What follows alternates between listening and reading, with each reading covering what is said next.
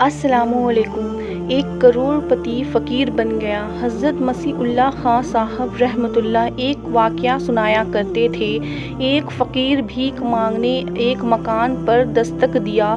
اس مکان میں میاں بیوی کھانا کھا رہے تھے۔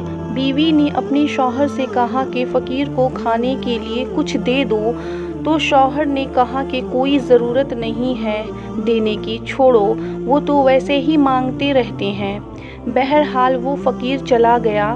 اس کے بعد اس شوہر کے حالات بگڑنے لگے اور وہ مالداری کی سیڑھی سے فقیری کی طرف اترنے لگا، یہاں تک کہ اس کی نوبت آئی کہ وہ اپنے گھر کے سامان بیچ دیا۔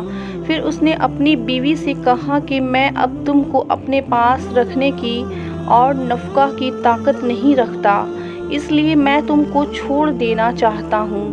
چنانچہ اس نے اس بیوی کو چھوڑ دیا۔ اس کے بعد اس عورت کی شادی کسی اور گھر میں کر دی گئی۔ وہ دونوں آپس میں ہنسی خوشی زندگی گزارنے لگے۔ کچھ دنوں بعد ایک مرتبہ ایسا ہوا کہ وہ دونوں بیٹھ کر کھانا کھا رہے تھے تو ایک فقیر دروازے کے پاس آیا اور دستک دینے لگا، تو شوہر نے بیوی سے کہا کہ کچھ دے دو۔ عورت دینے کے لیے گئی تو فقیر کو دیکھتے ہی زاروں قطار رونے لگی۔ اس کے شوہر نے پوچھا، کیوں، کچھ چھیڑ چھاڑ تو نہیں ہوئی؟ وہ کچھ بولی نہیں، صرف رو رہی تھی۔ پھر اس نے کہا، بات یہ ہے کہ جو مانگنے کے لیے آیا تھا وہ اصل میں میرا پہلا شوہر تھا۔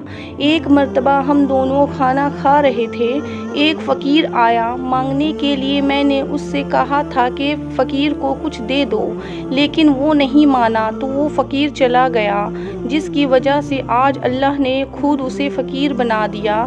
اس کے بعد اس دوسرے شوہر نے بیوی سے کہا کہ اس دن جو فقیر تمہارے دروازے پر مانگنے آیا تھا وہ میں ہی تھا۔ اللہ نے مجھے امیر بنا دیا اور اسے میرے دروازے پر فقیر بنا کر بھیج دیا۔ اللہ اکبر۔ ناظرین، اس واقعہ میں بڑی عبرت ہے کہ اللہ جسے چاہتے ہیں امیر بناتے ہیں، جسے چاہتے ہیں سیکنڈوں میں فقیر بنا دیتے ہیں۔ واقعی اللہ بڑی قدرت والے ہیں، لہٰذا مالداروں کو اللہ سے ڈرتے رہنا چاہیے اور زکوٰۃ و خیرات سے فقیروں کی امداد کرنی چاہیے اور فقیروں کو ڈانٹنے اور جھڑکنے سے بچنا چاہیے۔